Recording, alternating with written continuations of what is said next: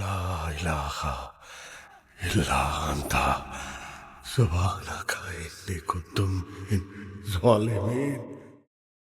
OTT রিলিজের পর দমের interval block নিয়ে অনেক কথা হচ্ছে। গাধার পিঠে দোয়া ইউনুস পড়ার এই সিনটা দেখে গুজবাম্প হয়নি এমন মানুষ কমই পাওয়া যাবে। ইন্টারভাল পয়েন্টের দোয়া ইউনুসের সিনটা পিওর সিনেমেটিক মোমেন্ট।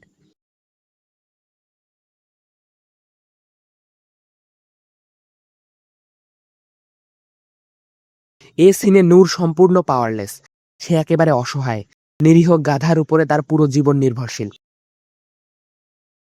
এই অসহায়ত্ব দর্শক খুব ভালোভাবেই কানেক্ট করেছে।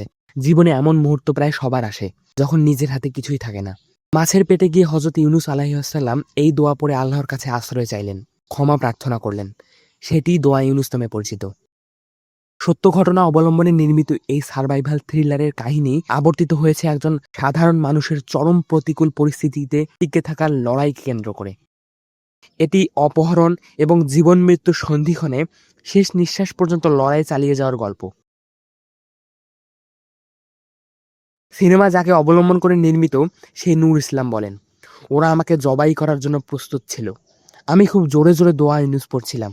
হঠাৎ অনুভব করলাম আমার সারা শরীর গরম হয়ে গেছে। এক ঐশ্বরিক শক্তি অনুভব করলাম। ৪ ঘন্টা ধরে আমাকে হত্যার চেষ্টা করেও ব্যর্থ হয়ে শেষে কমান্ডারের নির্দেশে ওরা আমাকে জড়িয়ে ধরে চুমু খেলো এবং বলল, তোর ওপর আল্লাহর রহমত আছে, তোকে আর মারা যাবে না। আমি শাহজাহান ইসলাম নূর, বাংলাদেশি, মুসলমান।